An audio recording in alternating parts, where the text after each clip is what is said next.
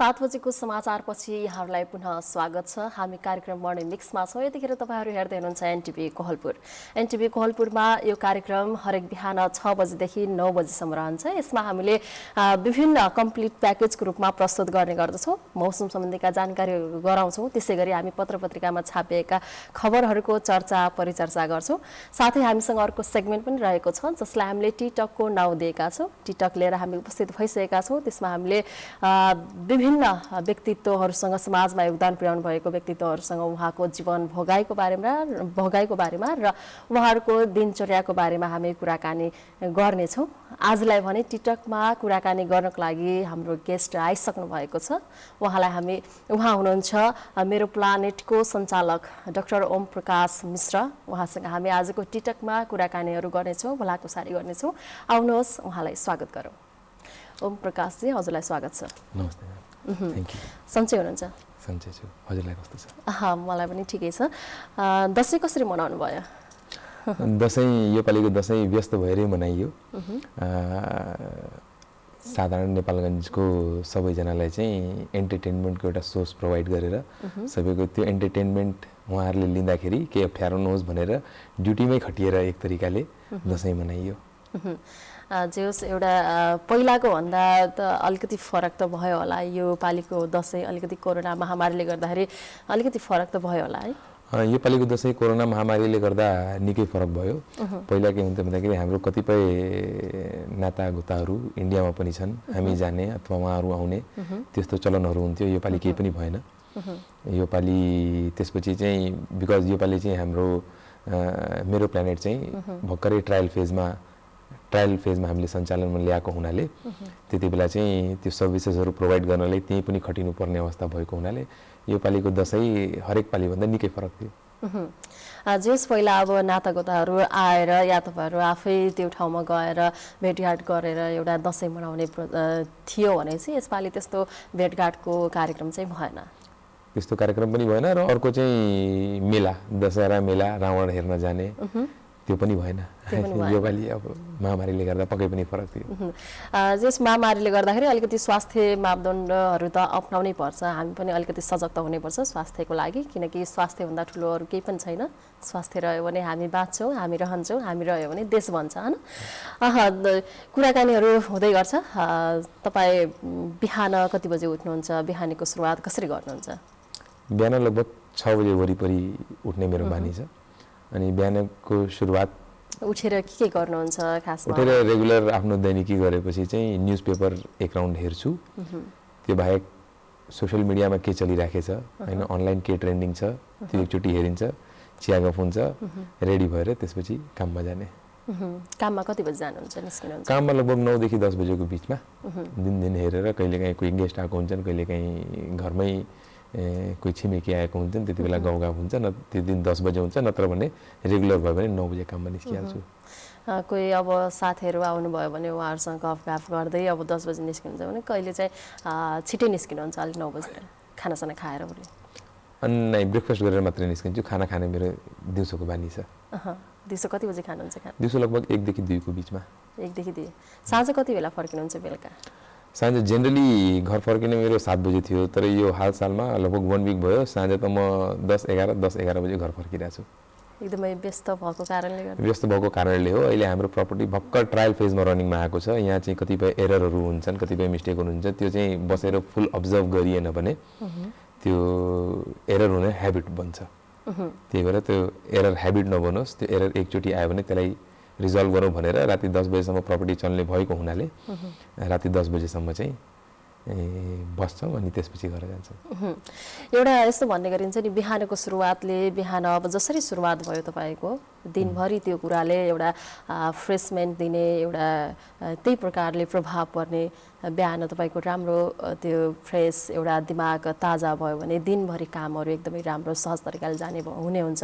तपाईँलाई के लाग्छ त्यस्तो केही? त्यस्तो हुन्छ म्याम। त्यस्तो यदि कुनै दिन बिहान नै केही यस्तो न्युज पाइयो अथवा केही काम बिग्रेको छ अथवा केही ट्र्याकमा छैन भने दिनभरि नै त्यो आउट अफ ट्र्याक हुँदै जान्छ। अलिकति ह्याङमा भयो बिहानै कुनै कारणले गर्दाखेरि ढिलो भइयो भने चाहिँ त्यो दिनभरि हरेक काम पेन्डिङ हुँदै जान्छ। कुनै मिटिङ 9 बजे छ 9 बजेको त्यो 10 बजे भइदियो भने त्यसपछिको चाहिँ सिक्वेन्शियली कामहरू आउट अफ ट्र्याक अभियसली हुँदै जान्छन् र मुड पनि त्यही अनुसारले चाहिँ क्लियरली काम गर्न सक्दैन। प्लानहरू कसरी बनाउनुहुन्छ? अब भोलि गर्ने कुराहरू कसरी आजै बसेर बनाउनुहुन्छ होला, बेलुका बनाउनुहुन्छ या? जेनरली आजभोलि अलिकति म अपडेटेड भएको छु, प्लान्ड तरिकाले काम गर्नुपर्छ भनेर चाहिँ। आज पहिला त त्यति जिम्मेवार थिएन, तर आजभोलि बिहानै एउटा काम स्टार्ट गर्दाखेरि एउटा हामीले सानो मिटिङ गर्छौँ। त्यो मिटिङ कसैसँग पनि हुनसक्छ, मेरो आफ्नो टिमसँग हुनसक्छ, आफ्नो फ्यामिलीसँग हुनसक्छ। कहाँ के चाहिँ इम्प्रुभमेन्ट गर्नुपर्ने छ, आजको एक्सन प्लान के छ बिहान गरिन्छ, अनि साँझ चाहिँ एउटा रिभ्यू मिटिङ गरिन्छ। मिटिङ अथवा मिटिङ नभए पनि आफै बसेर रिभ्यू, दिनभरिको रिभ्यू लिएर के कसरी गर्नुपर्ने हो, कहाँ हामी ल्याग गरिरहेछौँ, भोलि के गर्नुपर्छ, त्यो चाहिँ प्लान आजभोलि यो भनौँ न विगत 1 महिनादेखि अलिकति अर्गनाइज्ड वेमा काम गरेको हुनाले त्यसरी चाहिँ। टिममा कतिजना तपाईँसँग काम गर्ने हुनुहुन्छ? कति? अब मेन टिमको कुरा गर्ने भने त हामी अराउन्ड अहिले 70-80 जना छौँ, तर त्यसमा पनि कोर टिम हामी 7-8 जना छौँ। कोर टिम जसले बसेर डिस्कस गर्छौँ, प्लानिङ गर्छौँ। 70-80 जना सबैजना प्लानिङमा इन्भल्भ हुँदैनन्, तर फिडब्याक चाहिँ हामी दिनमा एकचोटि कुनै न कुनै मतलब एकैचोटि 70-80 जना बस्दैन, 5-10 बसेर सबैसँग फिडब्याक लिएर, बिकज हामी ट्रायल फेजमा छौँ। ट्रायलको तरिकाले जान्यो भने फिडब्याक रिभ्यू सबै लिएनौँ भने चाहिँ त्यो इम्प्रुभमेन्ट हुँदैन भनेर त्यसरी काम गरिरहेको छ। तपाईँ राम्रो शुभकामना दिन चाहन्छु। तपाईँको काम, तपाईँले जे सोच्नु भएको छ, जे प्लानिङ गर्नुभएको छ, त्यो सबै सफल होस्, एकदमै राम्रोसँग सफल, पूर्ण रूपमा सफल होस्। हुन्छ, यो कुरालाई यहीँ रोक्दै हामी यो कुरालाई फेरि पनि जोड्ने नै छौँ पछि। अहिलेलाई भने हामी बाल्यकालतर्फ फर्किन चाहन्छौँ, तपाईँको विगतलाई निहाल्न चाहन्छौँ। तपाईँ कसरी हुर्कनुभयो, शिक्षाहरू कसरी प्राप्त गर्नुभयो, बाल्यकालको अवस्थामा तपाईँको स्वभाव कस्तो थियो, कस्तो हुर्काइ थियो, कस्तो परिस्थिति थियो, त्यति बेलाको अवस्था कस्तो थियो भन्ने विषयमा हामी कुराकानीहरू गर्छौँ। तपाईँ कति सालमा जन्मिनुभयो, कहिले जन्मिनु त यहीँ बाँकीमै जन्मिनु भएको होइन? बाँकीमा हिरमिनिया गाविस, अहिले डुमा गाउँपालिका वडा नम्बर 6 हो, बाँकी जिल्लाकै। 2045 सालमा जेठ महिनामा जन्म भएको, 16 गते। अनि त्यसपछि लगभग 1.5 वर्षको उमेरमा नेपालगञ्ज आइयो। नेपालगञ्जमा भाडाको घरमा बसियो। त्यति बेलाको सम्झना मलाई खासै छैन। त्यसपछि लगभग 4 वर्षपछि आफ्नो घर भयो। त्यति बेलादेखिको लगभग सम्झना छ। तपाईँ घरको कुन चाहिँ छोरो या कति? हामी दाजुभाइ 2 जना छौँ, 2 जना, म कान्छो। कान्छो भएर एउटा घरमा जन्मिँदाखेरि एउटा सबैको मायालु पनि हुने गर्छ, अलिकति सबैले माया गर्ने कान्छो भनेर त्यो पनि हुन्छ। बाल्यकालको अवस्थामा तपाईँलाई केही यादहरू छ? कसरी एउटा चकचकको अवस्था पनि हुन्छ, त्यति बेला केही गरेको याद छ? अब बाल्यकाल सबको अलि चकचकको बानी हुन्छ, रमाइलो हुन्छ होइन। त्यो हिसाबले कहिले चाहिँ दाइसँग झगडा गरेर आफ्नै टाउको पनि फुटालेको छु, कहिले चाहिँ स्कुल जाँदा जाँदा बाटोबाट रोएर घर पनि फर्केको छु। अब त्यस्तो सम्झनाहरू छन्। धेरै एकदमै धेरै बदमास हुने, पुरा घर नै तहल्का मचाइदिने त्यस्तो खालको चाहिँ बानी थिएन। घरमा चाहिँ मम्मी बाबाले कतिको हेर्ने, एउटा माया गर्ने त हुन्छ नि आफ्नो सन्तानलाई, त्यो पनि कतिको एउटा पुलपुलेको छोरो, कतिको कस्तो टाइपको? मेरो घरमा स्पेसली मम्मी चाहिँ एकदमै स्ट्रिक्ट हुनुहुन्थ्यो। उहाँले चाहिँ बच्चाहरूलाई धेरै के भन्छ दुलार भन्छौँ नि हामीले, धेरै दुलार गरेर बच्चाहरूलाई बिगार्नेतिर लाग्नु नै भएन। बच्चादेखि नै टाइट भएर होइन, आवश्यकता परेको बेला पिटेर पनि, आजभोलि त्यति चलन छैन तर त्यो जमानामा चाहिँ थियो, त्यति बेला थियो बच्चाहरूलाई ट्र्याकमा ल्याउनलाई अलिकति टाइट हुनुपर्छ भनेर। त्यही भएर म अलि स्ट्रिक्ट इन्भाइरोमेन्टमा नै हुर्केको हो। फ्यामिलीमा कतिजना हुनुहुन्थ्यो? फ्यामिलीमा हामी त्यति बेला 4 जना थियौँ, मम्मी, ड्याडी अनि दाइ र म। अनि हजुरबुवा पनि हुनुहुन्थ्यो, तर हजुरबुवा बिरामी हुनुहुन्थ्यो, उहाँले हिँडुल गर्नुहुन्थेन। तर लगभग हामी 13-14 वर्षको हुँदाखेरि उहाँ चाहिँ बित्नुभयो। त्यति बेलासम्म चाहिँ उहाँ हुनुहुन्थ्यो। पढाइहरू, शिक्षाहरू कहाँबाट प्राप्त गर्नुभयो? शिक्षा मैले क्लास 2 सम्म यहाँ जय बागेश्वरी इङ्ग्लिस मिडियम स्कुल नेपालगञ्जमा, त्यहाँ चाहिँ क्लास 2 सम्म पढेँ। त्यसपछि क्लास 2 पछि सकाएर क्लास 3 देखि म लखनऊ पढ्न गएँ। लमाटनियर कलेज लखनऊमा पढाइ गरेँ। क्लास 12 सम्म त्यहाँ पढाइ भयो हस्टेलमा बसेर। त्यसपछि चाहिँ काठमाडौँ गइयो। 1.5 वर्ष MBBS एन्ट्रेन्सको तयारी गरेँ अनि त्यसपछि इन्स्टिट्युट अफ मेडिसिन त्यसलाई हामीले टिचिङ हस्पिटलको नामले जान्छौँ त्यहाँ चाहिँ MBBS को पढाइ 5.5 वर्ष त्यहाँ गरियो। MBBS को पढाइ सकाउनु भयो? MBBS को पढाइ सकाएँ, त्यसपछि पढाइ गरेको छैन, मतलब फर्मल पढाइ गरेको छैन। यसो पढ्दाखेरि अब बाल्यकालमा अब किशोर अवस्थामा अब साथीहरू त टन्नै नै हुन्छ, धेरै हुन्छ साथीहरू भन्ने, अहिले ती साथीहरूलाई सम्झिँदाखेरि बाल्यकालको साथीहरूलाई सम्झिँदाखेरि कसरी सम्झिनुहुन्छ? बाल्यकालको साथीहरू अहिले पनि टचमा छन्। आजभोलि यो सोसियल मिडिया यति राम्रो टुल हो, बाल्यकालको साथीहरू डेली नभए पनि हप्ता 10 दिन कुरा नगरेर भए पनि मेसेज गरेर भए पनि अथवा कहिले भिडियो कल गरेर भए पनि कहिले कुरा गरेर भए पनि अहिले पनि टचमा छन्। अनि कहिले इन्डिया जानु पर्दा अथवा चाहिँ उहाँहरू यहाँ आउँदा अनि चाहिँ जो हामी नेपालगञ्जकै साथीहरू चाहिँ लखनऊमा गएर पढेथ्यौँ, हामी पनि 8-10 जना छौँ, हामी पनि त रेगुलरली हप्ता दिन महिनाभरिमा भेट भइरहन्छ। जो साथीहरूसँग कुराकानीहरू भइरहन्छ, मेसेजमा फोनमा भए पनि कुराकानीहरू भइरहन्छ। त्यसपछि यो साथीहरूलाई अब पहिला साथीहरूसँग गरेको बदमासी एउटा हुन्छ नि, बच्चामा अब स्कुल जान मन नलाग्ने पनि हुन्छ कहिलेकाहीँ, त्यस्तो अवस्थामा के थियो, कस्तो खालको कुराहरू थियो साथीहरूसँग गरेको कुनै सम्झनाहरू? अब यहीँ नेपालमै पढ्दाको सम्झनाहरू धेरै छैन। 8 वर्षको उमेरमा लखनऊ गइहालेँ। अब लखनऊमा चाहिँ अरू बदमासी त धेरै होइन, हामी हस्टेलमा बस्थ्यौँ, हस्टेलको हाम्रो साथीहरूको एउटा ग्रुप हुन्थ्यो, दिनमा पढ्ने साथीहरूको अर्को ग्रुप हुन्थ्यो, लडाइँ झगडा हुन्थ्यो, मारपिट हुन्थ्यो, त्यही सम्झनाहरू छन्। प्लस कहिलेकाहीँ कसैको कुनै एउटा घटना भन्नु पर्दाखेरि कसैको एकचोटि पेन पनि चोरेको थियो, म्यामले समाति पनि हाल्नु भएको थियो। त्यो बाहेक त्यस्तो धेरै बदमासी त गरिया छैन, तर अलिअलि साथीहरूसँग मिलेर बदमासी गर्ने यो घटनाहरू छन्। एउटा रमाइलो कुनै घटना सुनाउन चाहनुहुन्छ कि अब पहिला बितेको यस्तो? रमाइलो एकचोटि मैले एउटा साथीको पेन चोरेँ, क्लासमै मेबी 4-5 मा थियो होला। अनि त्यसपछि त्यो पेन अब चोर्न आउँछ चाहिँ के को लागि खास? त्यस्तै शौकको लागि कस्तो हुँदो रहेछ भनेर। अनि पछि चाहिँ त्यो साथीले भेटाएछ, म्यामलाई कम्प्लेन गरेछन्। अनि म्यामले भन्दाखेरि नै मैले यता किने उता किने भनेर भने, तर समातिएछ। म्यामले सम्झाउनु भयो, पेन फिर्ता गराइदिनु भयो, त्यसपछिबाट गरिएन। तर यो के हुन्छ भन्दाखेरि शौकमा के कस्तो हुँदो रहेछ सायद त्यति बेलाको जिज्ञासाको उसमा हो। त्यो पनि 4-5 सायद मेच्योरिटी थिएन त्यति बेला कि जे होस् त्यति बेला गरेको बदमासी कामहरू अहिले सम्झ्दाखेरि जे होस् एक किसिमले रमाइलो हाँसो पनि हुन्छ। तर बच्चा बेलामा त्यस्तो त गरिन्छ। अब धेरै बच्चाहरूले त्यस्तो गरेर त्यस्तो गर्दा गर्दा पछि गएर फेरि ठुलै कुराहरू त्यो गर्ने, त्यही कुरालाई लिएर एकदमै ठुलो बनाउने त्यस्तो चाहिँ हुनु हुँदैन पछिसम्म। स्योर त्यो त अभियस हो। अब त्यो क्यारी फरवर्ड गरिन्न। त्यो बाल्यकालको बदमासी हो, साथी जसको पेन चोरी उनी पनि आज साथी नै छन्। त्यस्तो अप्ठ्यारो चाहिँ त्यति बेला पनि भएन। त्यति बेला पनि हुन्छ नि मेरो पेन चोरिज भनेर दुश्मनी भइहाल्ने भन्ने त्यति बेला पनि हुँदैन, आज पनि हुँदैन। जस लखनऊ कति वर्षसम्म बस्नुभयो त्यहाँ? लखनऊमा लगभग 10 वर्ष बसेँ। 10 वर्ष क्लास 3 देखि क्लास 12 सम्म लखनऊ पढेँ।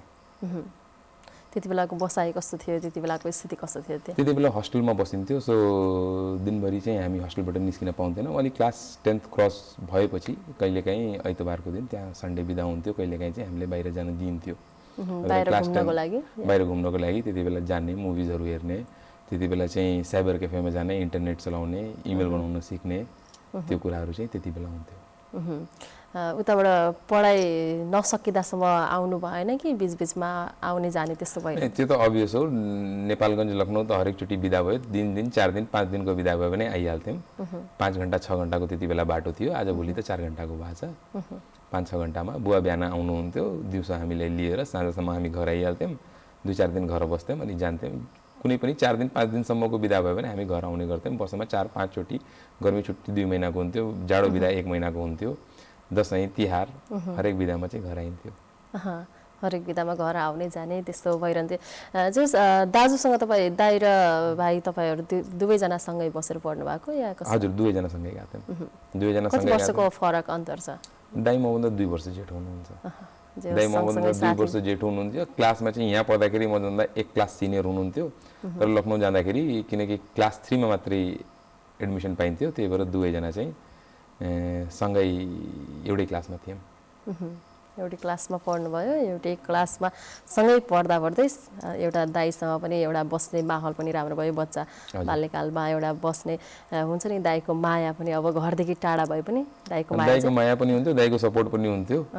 कि परिहाल्यो भने एउटा कन्फिडेन्स पनि हुन्थ्यो, मेरो दाइ छ है भन्ने चाहिँ त्यो हुन्थ्यो त्यति बेला। मम्मी बुवाले के काम गर्नुहुन्थ्यो? बुवा चाहिँ बिजनेसम्यान हुनुहुन्छ।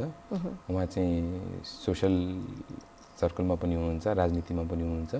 उहाँले सुरुमा चाहिँ उहाँको समिल थियो, त्यसपछि ट्र्याक्टर एजेन्सी भयो, त्यसपछि प्लाइवुडको फ्याक्ट्री चलाउनु भयो। र आजभोलि अब यो फन पार्कमा अब यो हामीले बनाएको भन्दा पनि बुवाले नै बनाएको भन्नुपर्छ। बिकज हामीले त हामी भर्खर यो फिल्डमा जन्मिरहेछौँ। उहाँको एक्सपिरियन्स धेरै छ। र मम्मी चाहिँ होम मेकर नै हुनुहुन्थ्यो। एकदमै राम्रो, एउटा सुखी परिवार हुनुहुन्छ। दाजु पनि अहिले सँगै हुनुहुन्छ? सँगै बसिराख्नु भएको छ। एउटा किशोर अवस्थामा बिग्रिने टाइम पनि एउटा धेरै हुन्छ। बच्चा बच्चीलाई अब जीवनको बारेमा के गर्ने, लक्ष्य के हो भन्ने कुरा त्यति एकिन त हुँदैन, तर यो बन्छु भन्ने चाहिँ हुन्छ हुन त। तर कसरी बाटो हिँड्ने, कुन बाटो हिँड्ने भन्ने पनि त्यो कन्फ्युज हुन्छ। त्यति बेलाको अवस्था कस्तो थियो? मम्मी बाबाको एउटा सजेसन, सुझाव, एउटा गाइडलाइन्सहरू कस्तो टाइपको थियो?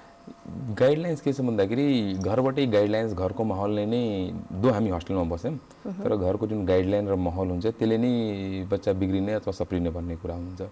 घरबाटै हामीलाई आमा बुवाले चाहिँ त्यति बेला सुरुमा त दुःख गरेरै नै, बिकज बाहिर जानु पढाउनु त्यति बेला इकोनोमिक अवस्था यति राम्रो थिएन। अनि बाहिर जानु दुःख गरेर उहाँहरूले फिसहरू व्यवस्था गरेर पढाइराख्नु भएको थियो। हामी पढेको स्कुलमा चिफ मिनिस्टरको छोरा पनि पढे थिए, चिफ मिनिस्टरको भतिजो मेरै क्लासमा थिए। अनि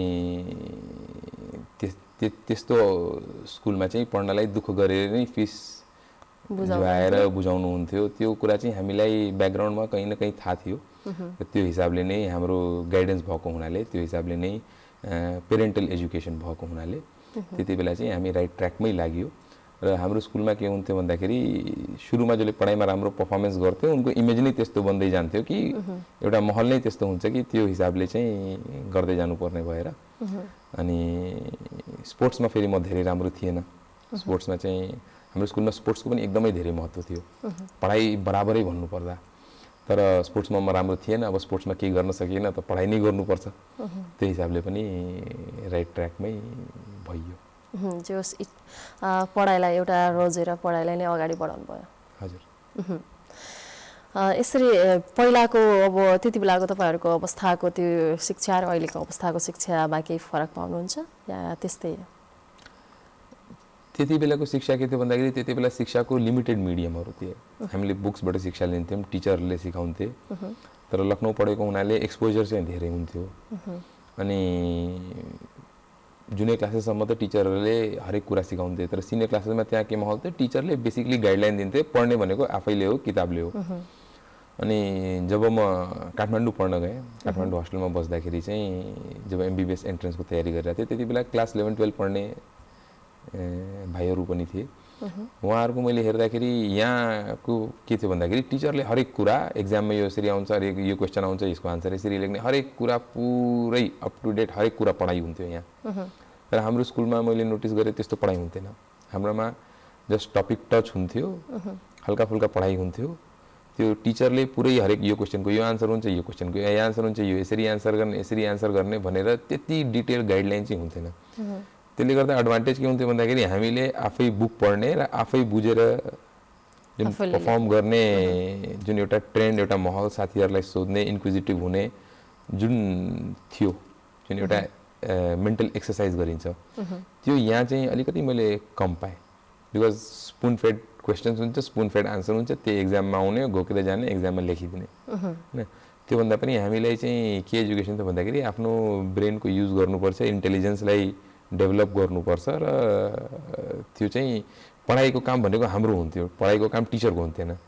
यहाँ चाहिँ मैले के नोटिस गरेँ भन्दाखेरि पढाउने काम टिचरको हो, त्यसलाई फलोअप गर्ने काम मात्रै विद्यार्थीको भनेर नोटिस गरेँ। त्यो एउटा डिफ्रेन्स थियो।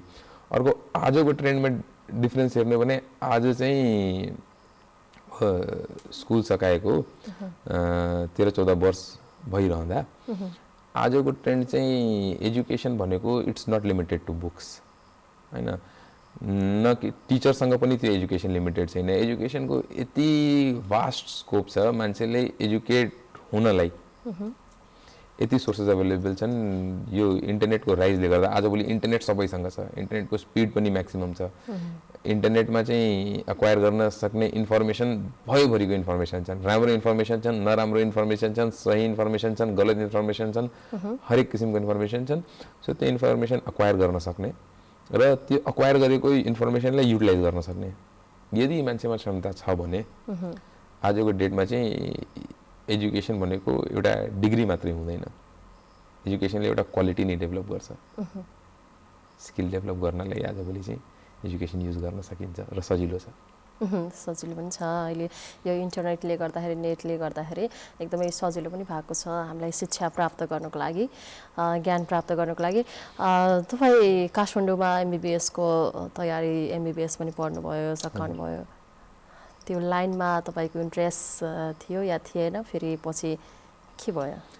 मेरो एक्चुअली क्लास 12 सकाउँदासम्म वाट आई रियलाइज वाज कि म एउटा टिचर बन्नुपर्छ, टिचर बन्नुपर्छ भन्ने थियो। अब के को टिचर बन्ने के भन्ने क्ल्यारिटी थिएन। त्यही भएर अब बायोलोजी लिएर क्लास 12 पढ्दाखेरि त्यो चाहिँ टिचर बन्ने मतलब क्लास 12 पढुन्जेलसम्म त्यो रियलाइजेसन थियो कि टिचर बन्छु। अनि घरमा सल्लाह भयो के गरौँ, के कोर्स पर्स्यु गरौँ, बिएससी गरौँ कि एमबिबिएस गरौँ कि। अनि गर्दाखेरि टिचर नै बन्ने हो भने त एमबिबिएस पढेर पनि हुन सकिन्छ। त्यही भएर एकचोटि ट्राई गरिहालौँ। अनि ट्राई गर्दाखेरि एकचोटि ट्राई स्टार्ट गरेपछि चाहिँ त्यो क्विट गर्न गाह्रो हुँदो रहेछ हैन। क्विट गर्नु भनेको त म हारे जस्तो फिलिङ आउला हैन। त्यो भएर एकचोटि स्टार्ट गरिसकेपछि त अब त यो म पास हुनै पर्छ। लगभग 1.5 वर्ष लाग्यो। अनि 1.5 वर्षमा एक्जाम क्वालिफाई गरियो अनि त्यसपछि एडमिसन भयो। त्यसपछि टिचरकोतिर त्यति ध्यान गएन? टिचर अहिले मैले टिचिङ त मैले गरेको छु हैन, एकदमै धेरै त गरेको छैन। मैले एमबिबिएस पढ्दा पनि एमबिबिएस एन्ट्रान्स तयारी गर्ने विद्यार्थीहरूलाई पनि पढाएको छु। 2टा किताब पनि लेखेको छु एमबिबिएस एन्ट्रान्स प्रिपरेसनको। त्यसपछि चाहिँ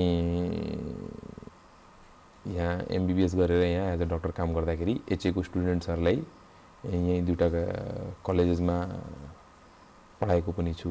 त्यो टिचरको काम गरेँ। लगभग कति वर्षसम्म पढाउनु भयो? कति महिना, कति वर्ष, कति टाइमसम्म? अब यो 2 वर्ष यहाँ as a medical officer Bheri zonal हस्पिटलमा काम गर्दाखेरि 2 वर्ष त पढाइयो यहीँ लोकली।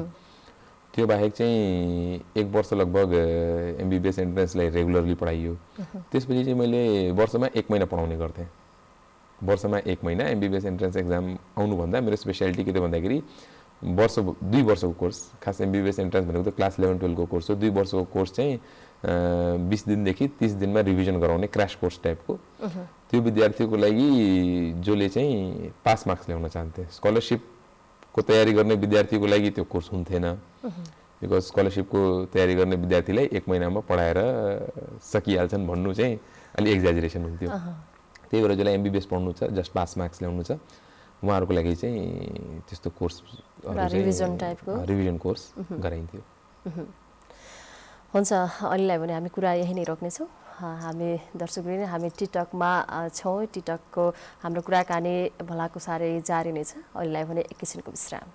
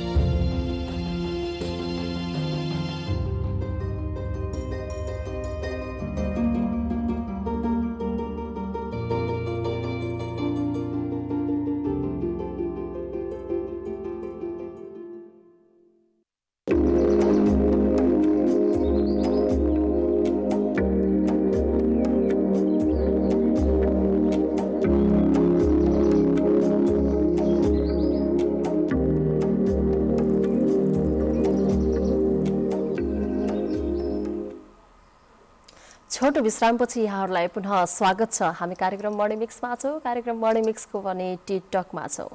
यतिखेर हामी कुराकानी गर्दैछौँ डाक्टर ओम प्रकाश मिश्रासँग। उहाँ मेरो प्लानेटको सञ्चालक हुनुहुन्छ। उहाँसँग हामी उहाँको जीवन भोगाइको बारेमा कुराकानीहरू गरिरहेको छौँ। यो क्रम जारी नै छ। आउनुहोस् अझै पनि उहाँसँग बाँकी अंशहरू प्रस्तुत गर्नेछौँ। ओम प्रकाशजी, हजुर अब जीवनमा गरेको अब विगतमा कुनै पनि त्यस्तो दुखी भएको कुराहरू कुनै छ पलहरू, दुखी र खुसी भएको कुनै पलहरू एकदमै त्यो पलहरू सेयर गर्नुहोस्। त्यस्तो एक्सट्रिम दुःख मेरो पर्सनल लाइफमा त्यस्तो धेरै केही छैन, खासै छैन हैन। कुनै दिन यस्तो हुन्छ नि अब कहिलेकाहीँ एकदमै दुःख लागेर या कसैले केही भनेर मन एकदमै दुखेर त्यो आँसु झर्ने टाइपको त्यस्तो कहिलेकाहीँ बाल्यकालमा त्यस्तो घटनाहरू भयो होला नि। मम्मीले कहिले गाली गरिदिनु भयो, कहिले पिटिदिनु भयो, कहिले बुवाले गाली गरिदिनु भयो, अथवा कुनै साथीसँग झगडै भयो, त्यस्तो भयो होला। अब त्यो हरेक कुराको सम्झना छैन। तर त्यस्तो मेजर घटना हुने कि मान्छे 2-4 दिनलाई दुखी भइहाल्ने, डिप्रेसनमा गइहाल्ने त्यस्तो खासै घटनाहरू छैनन्। र एउटा चाहिँ मेरो बुवाको पहिलेदेखि बानी थियो, जे जस्तो आए पनि दुःख नलिने हैन, पोजिटिभ एटिट्युडबाट हिँड्ने। जस्तै हामीले यो मैले एमबिबिएसको एन्ट्रान्सको तयारी गरिरहँदा मैले नाम चाहिँ आइएममा निकालेँ टिचिङमा। त्योभन्दा पहिले चाहिँ जस्ट पहिले इमिडिएटली पहिले धरानको एमबिबिएस एन्ट्रान्स एक्जाम हुन्छ, लगभग 2 महिना पहिले। त्यो धरानको एमबिबिएस एन्ट्रान्स एक्जाम हुँदाखेरि मेरो र्याङ्क 27 आएको थियो, 29 आएको थियो होइन। 29 आएको थियो र जम्मा 17वटा सिट हुँदो रहेछन् ओपन क्याटेगोरीमा। अनि भनेको मैले 12वटा नम्बरले छुटेँ। अनि कसैले चाहिँ ओहो बिचराको छुट्यो भन्ने थियो। तर मलाई के थियो भन्दाखेरि 12 नम्बर मेरो छुट्यो, म 12 नम्बरमा छु भने नेक्स्ट एक्जाममा 63वटा सिट छ, म 12मा छु भने त नेक्स्ट एक्जाममा त 2-3 महिनापछि म स्योर पास हुन्छु। त्यो चाहिँ नेगेटिभिटी भन्दा पनि त्यसलाई त्यो मेरो मभित्र चाहिँ एउटा पोजिटिभ रूपमा रिइन्फोर्स भयो कि अब त मेरै पालो हो, अब त मेरै पालो हो भन्दाखेरि चाहिँ नेक्स्ट एक्जाममा क्वालिफाई गरियो। त्यो भएर दुःख र सुख भन्ने के हुन्छ भन्दाखेरि मान्छेको एटिट्युडमाथि डिपेन्ड गर्छ। यदि हामीले चाहिँ दुःखलाई ओहो दुःख पर्यो, मेरो योपालि हुनेवाला थियो, म भर्खर अलिकति 1 नम्बर 2 नम्बर अझै ल्याइदिए मेरो हुन्थ्यो भन्ने जुन सोच छ त्यो नराखेर एउटा पोजिटिभ एटिट्युड लिएर ल अब मेरो चाहिँ हुने भयो, मेरो यो अब त नेक्स्ट चोटि मेरै पालो हो भनेर त्यो एटिट्युडबाट हिँड्यौँ भने चाहिँ दुःखभन्दा पनि सुख बढी पाइन्छ। त्यस्तो खुसी भएको कुनै पल छ? एकदमै खुसी भएको? एकदमै खुसी भएको सम्बन्ध त्यो एमबिबिएस एन्ट्रान्समा नाम निकाल्दा एकदमै खुसी भएको पल हो। त्यति बेला विश्वास भइएको थिएन। फर्चुनेटली त्यति बेला चाहिँ मेरो र्याङ्क 1 आएको थियो नेपालकै एमबिबिएस एन्ट्रान्सको टियुको चाहिँ म टपर नै थिएँ। अनि त्यति बेला साथीहरूले त्यहाँबाट फोन गरेर भन्दाखेरि मलाई विश्वास लागेन। त्यति बेला त इन्टरनेटमा हेरिहाल्ने भन्ने कुरा थिएन। म नेपालगञ्जमा थिएँ, रिजल्ट काठमाडौँमा निस्किएको थियो। अनि साथीहरूले गफ दियो होला नि कहाँ 1 नम्बरमा नाम निस्किन्छ, त्यो त इम्पोसिबल कुरा हो भन्ने लागेको थियो। तर फेरि अरू साथीहरूलाई सोद्धा, सबैलाई सोद्धा त्यो चाहिँ हो। नेक्स्ट डे न्युज पेपरमा आयो अनि त्यसबाट बल्ल कन्फर्म भयो कि हो मेरो नाम निस्केकै हो। त्यति बेला एकदमै खुसी हुनुहुन्थ्यो? त्यति बेला फ्यामिलीमा कस्तो माहौल भएको थियो त्यति बेला? फ्यामिलीमा त त्यो हाम्रो परिवारमा त्यस्तो पहिले चाहिँ कसैले एमबिबिएस एन्ट्रान्समा नाम निकालेको अथवा कोही डक्टर भएको थिएन। त्यति बेला त ठुलै उपलब्धि भयो जस्तो लागेको थियो। अनि फ्यामिली सबैजना एक्साइटेड थिए, सबै के भन्छ एउटा सेलिब्रेसनको माहौल नै थियो त्यति बेला। त्यति बेला एकदमै खुसी मनाउनु भयो, खुसी साटासाट गर्नुभयो फ्यामिली बिचमा? फ्यामिली बिचमा खुसी साटासाट गरियो, रिलेटिभहरू कहाँ भिजिट गरियो, मन्दिर गइयो, पूजापाठ गरियो होइन। अब त्यही त गर्ने हो अल्टिमेटली। हामीले चाहिँ खुसी हुँदाखेरि जे नर्मली गरिन्छ, त्यस्तो कुनै ठुलो पार्टी थ्रो गर्ने भन्ने कुरा त भएन। तर जे होस् सबभन्दा पहिला त मन्दिर गइयो, मन्दिरमा भगवान्लाई ईश्वरलाई चाहिँ थ्याङ्क यू भनियो। अनि त्यसपछि चाहिँ एकदम आफ्नो खास घर फ्यामिली नै गाउँ पनि गइयो, त्यहाँ फ्यामिलीसँग चाहिँ खुसी बाँडियो, भेटघाट गरियो होइन। अनि त्यो उपलब्धिलाई अहिलेसम्म निरन्तरता दिइराख्नु भएको छ कि कस्तो? त्यो उपलब्धि भनेको अब एमबिबिएस त त्यो एन्ट्रान्स पास गरेर पढियो, तर एज अ डक्टर चाहिँ म अहिले काम गरिरहेको छैन। त्यति बेला त्यो सकेर 2 वर्ष चाहिँ मैले काम गरेँ भेरी जनरल हस्पिटलमा। त्यति बेला भेरी जोनल हस्पिटल नै थियो, अहिले भेरी हस्पिटल भएको छ। 2 वर्ष काम गरेँ, त्यसपछि चाहिँ डिस्कन्टिन्युएसन आएको छ। कस्तो के कारणले त्यो डिस्कन्टिन्युएसन आएको कारण के हो भन्दाखेरि यो म आफै पनि कन्फ्युज छु कि मैले किन डिस्कन्टिन्यू गरेँ हैन। एउटा फ्लोमा भइहाल्यो। बेसिकली जब मच्योरिटी आयो, अलिकति बुझ्ने भइयो, अलिकति फुर्सद पाइयो, पढाइ सकियो, अनि चाहिँ दुनियाँ देख्न थालेँ। अनि मेरो बुवा पनि अलिकति राजनीतिमा पनि इन्भल्भ हुनुहुन्छ, सामाजिक कार्यमा पनि इन्भल्भ हुनुहुन्छ। त्यही भएर समाजका प्रतिष्ठित व्यक्तिहरूसँग भेटघाट पनि त्यसले गर्दा भयो। अनि त्यो भेटघाटहरू हुँदाखेरि कुराकानी अनि न्युजको फलो सबै गर्दाखेरि चाहिँ के रियलाइज गर्यो भन्दाखेरि अब चाहिँ डक्टर्स चाहिँ नेपालमा इनफ छन्। डक्टर्स चाहिँ दुर्गम क्षेत्रमा डक्टर छैन किनकि त्यहाँ सुविधा छैन। यहाँ डक्टर कतिपय बेरोजगार पनि बसेका छन् हैन। काठमाडौँ भ्यालीमा कतिपय डक्टरले अहिले त्यस्तो सिचुएसन नहोला, तर एक बिचमा यस्तो सिचुएसन पनि थियो कि भोलिन्टियर काम गरिराखेको थियो। अब त्यस्तो अवस्था हुँदा चाहिँ डक्टर कम छन् अथवा डक्टरमा ट्यालेन्ट छैन, डक्टर एउटा भएन भने चाहिँ बिरामीले केयर पाउँदैनन्, सेवा पाउँदैनन् भन्ने अवस्था छैन। अहिले कोभिडले गर्दा चाहिँ डक्टर्स कम छन् यताउति जे हामीले सुनिरहेछौँ त्यो त हो, तर बट एक्चुअली चाहिँ डक्टर्सको सङ्ख्या नेपालमा साह्रै थोरै चाहिँ छैन, मिसम्यानेज छन्। काठमाडौँमा धेरै छन्, दुर्गममा छैनन्। मिसम्यानेजमेन्ट हो, तर नभएको चाहिँ होइन। इन्टरनेसनल रेसियोमा हेर्ने हो भने अलि केही कम होला, त्यो आफ्नो ठाउँमा छ, तर त्यति चाहिँ हाम्रो दरबन्दीहरू पनि छैनन्। दरबन्दीहरू हिसाबले चाहिँ इनफ डक्टर्स छन्। अनि तर अहिले चाहिँ यो देशलाई नै अथवा नेपालगञ्ज इटसेल्फ के भयो भन्दाखेरि सेटब्याक भयो। नेपालगञ्ज इटसेल्फ अथवा बाँकी जिल्ला नै भनौँ, यो अघोषित राजधानी थियो नि त, सुदूरपश्चिम मध्यपश्चिमको अघोषित राजधानी। अब यो चाहिँ 3 ठाउँमा बाँडियो। एक पार्ट बुटवल गयो, अहिले त फेरि दाङ आएछ। एक पार्ट सुर्खेत गयो, एक पार्ट चाहिँ धनगढी गयो हैन। नेपालगञ्जको सेन्टर चाहिँ 3 ठाउँमा डिभाइड भयो। त्यसले गर्दा नेपालगञ्जमा पनि एउटा भनौँ न एउटा मायुसी, एउटा नेगेटिभिटी आयो। त्यो बाहेक चाहिँ देशको पनि कन्डिसन हेर्ने हो भने आज मेडिकल अवस्था दुर्गममा नभएको कारण डक्टर नभएर होइन कि पैसा नभएर हो।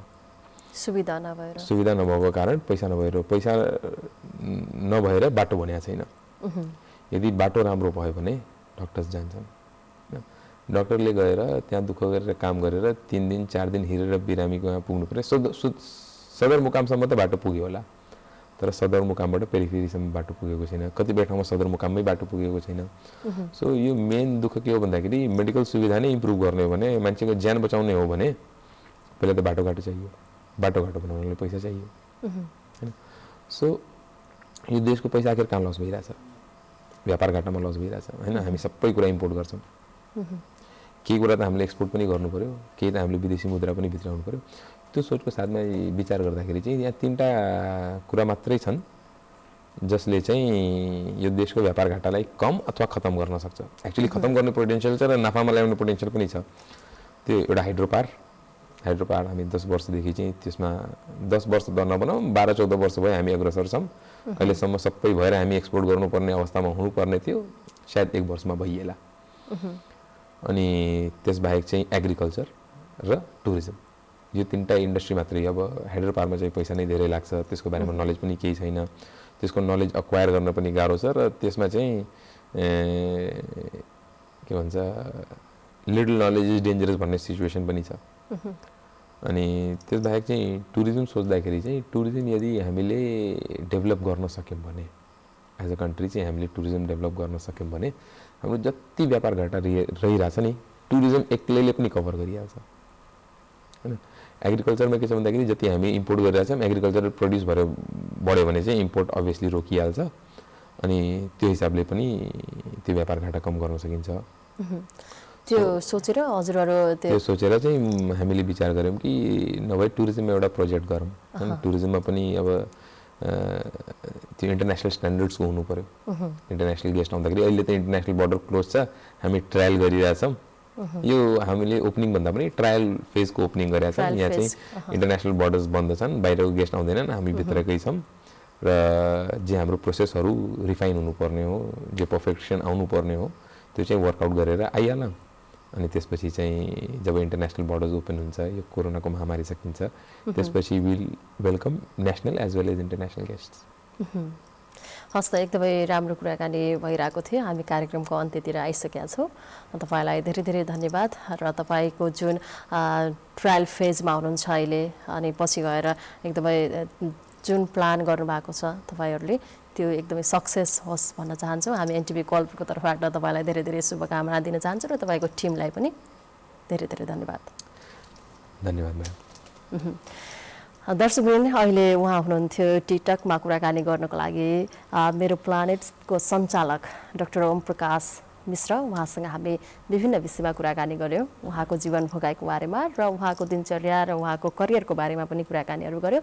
तपाईँहरूलाई हाम्रो कार्यक्रम कस्तो लाग्छ सल्लाह सुझाव दिनुहोला आजलाई कार्यक्रम यति नै भोलि पनि फेरि हामी फरक प्रस्तुता फरक विषय लिएर हामी उपस्थित हुनेछौँ हामीसँग रहनुहोला एनटिभी कलपुर हेर्दै गर्नुहोला तपाईँको दिन शुभ बितोस् नमस्कार